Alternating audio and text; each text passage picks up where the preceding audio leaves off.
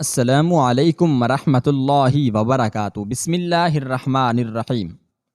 وہ مدینہ منورہ سے آ رہے تھے کہ مسیلمہ کذاب نے انہیں پکڑ لیا اور ان سے پوچھا، محمد کے بارے میں تمہارا کیا خیال ہے؟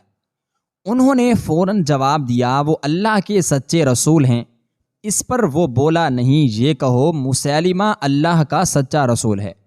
انہوں نے حقارت بھری نظروں سے دیکھا اور فرمایا، تو جھوٹا ہے، مردود ہے۔ اس پر ظالم مسیلمہ نے تلوار کے ایک وار سے ان کا ہاتھ کاٹ ڈالا۔ پھر ان سے کہا، اب بھی میری بات مانو گے یا نہیں؟ انہوں نے سخت ترین لہجے میں کہا، ہرگز نہیں، تو جھوٹا ہے۔ مسیلمہ کذاب نے اب ان کا دوسرا ہاتھ بھی کاٹ دیا۔ پھر کہا، اب بھی وقت ہے، میری نبوت کو مان لے۔ یہ صحابی حضرت حبیب بن زید رضی اللہ تعالی عنہ تھے۔ یہ اس بہادر ترین ماں کے بیٹے تھے جو غزوہ احد میں نبی علیہ السلام کو بچانے کی خاطر کافروں سے لڑی تھی، اور اس بے جگری سے لڑی تھی کہ نبی علیہ السلام ان کی تعریف کرنے پر مجبور ہو گئے تھے۔ آپ صلی اللہ علیہ وسلم نے فرمایا تھا، جنگ احد میں امارہ اپنے دائیں بائیں لڑتے ہوئے دیکھتا تھا۔ انہی حضرت امارہ رضی اللہ تعالی عنہ کے بارے میں نبی علیہ السلام نے دعا مانگی تھی، اے اللہ، امارہ کو جنت میں میرے ساتھ کیجیے گا۔ حضرت حبیب بن زید رضی اللہ تعالی عنہ اس عظیم ماں کے بیٹے تھے۔ وہ مسیلمہ کذاب کی بات مان لیتے۔ دونوں ہاتھ کٹنے پر بھی ان کی ثابت قدمی میں ذرہ برابر فرق نہ آیا۔ بولے، نہیں، ہرگز نہیں، نبی علیہ السلام کے بعد کوئی نبی نہیں، لہٰذا تم جھوٹے ہو۔ اب مسیلمہ کذاب کی غضبناکی میں بلا کا اضافہ ہو گیا۔ اس نے ان کے جسم کا ایک ایک حصہ کاٹنا شروع کیا۔ حضرت حبیب رضی اللہ تعالی عنہ تڑپ رہے تھے اور کہے لگا رہا تھا۔ حضرت حبیب رضی اللہ تعالی عنہ ٹکڑے ٹکڑے ہو گئے، لیکن راہ حق سے ان کے قدم ذرا بھی نہ ڈگمگائے۔ حضرت امارہ رضی اللہ تعالی عنہ نے اپنے بیٹے کی مظلومانہ شہادت کی خبر سنی تو ان کی ثابت قدمی پر اللہ کا شکر بجا لائیں۔ حضرت حبیب بن زید رضی اللہ تعالی عنہ انصاری صحابی تھے۔ ان کا تعلق قبیلہ خزرج کے خاندان بنو نجار سے تھا۔ والد کا نام زید بن عاصم رضی اللہ تعالی عنہ تھا۔ یہ حضرت حبیب رضی اللہ تعالی عنہ کے بچپن میں ہی فوت ہو گئے تھے۔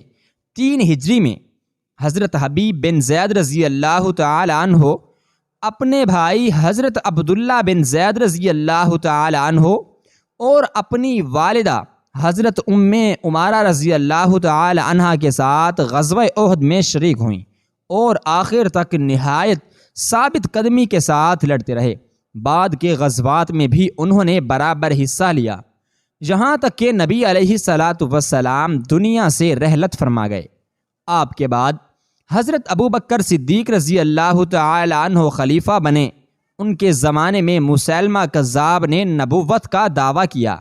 اس دعوے کو شروعات اس نبی پاک صلی اللہ علیہ وسلم کی حیات مبارکہ کے آخری دنوں میں ہی کر دی تھی، لیکن اس وقت اس نے کھل کر کوئی اعلان نہیں کیا تھا۔ حضرت ابوبکر صدیق رضی اللہ تعالی عنہ خلیفہ ہوئے تو اس نے اپنے نبی ہونے کا اعلان کر دیا۔ عرب کے 40,000 جنگجو مرتد ہو گئے اور اس کے گرد جمع ہو گئے۔ اس طرح اس نے بہت طاقت جمع کر لی، اور انہی دنوں حضرت حبیب بن زید رضی اللہ تعالی عنہ اس کے پڑاؤ کے پاس سے گزرے۔ اس نے انہیں پکڑ لیا اور بے دردی سے شہید کر دیا۔ حضرت حبیب رضی اللہ تعالی عنہ کی والدہ اور ان کے بھائی حضرت عبداللہ بن زید رضی اللہ تعالی عنہ حضرت خالد بن ولید رضی اللہ تعالی عنہ کے لشکر میں شامل ہو گئے۔ اس طرح مسیلمہ کے خلاف یمامہ کی جنگ لڑی گئی۔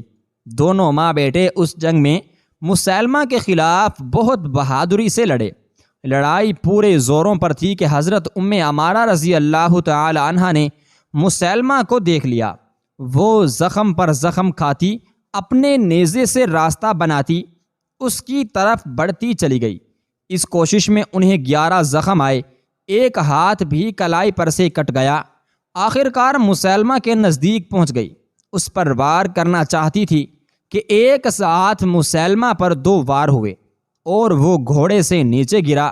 حضرت ام عمارہ رضی اللہ تعالی عنہا نے مڑ کر دیکھا تو ایک طرف اپنے بیٹے حضرت عبداللہ رضی اللہ تعالی عنہ کو کھڑے پایا، دوسری طرف حضرت وحشی بن حرب رضی اللہ تعالی عنہ کھڑے تھے۔ انہوں نے اپنا نیزہ مسیلمہ پر پھینکا تھا اور اسی وقت حضرت عبداللہ بن زید رضی اللہ تعالی عنہ نے تلوار کا وار اس پر کیا تھا۔ حضرت ام عمارہ رضی اللہ تعالی عنہا اپنے بیٹے کے قاتل اور مسلمانوں کے بدترین دشمن کی موت پر سجدہ شکر بجا لائیں۔ اللہ تعالیٰ کی ان پر بے شمار رحمتیں نازل ہوں، آمین ثم آمین یا رب العالمین۔ سبسکرائب، شکریہ۔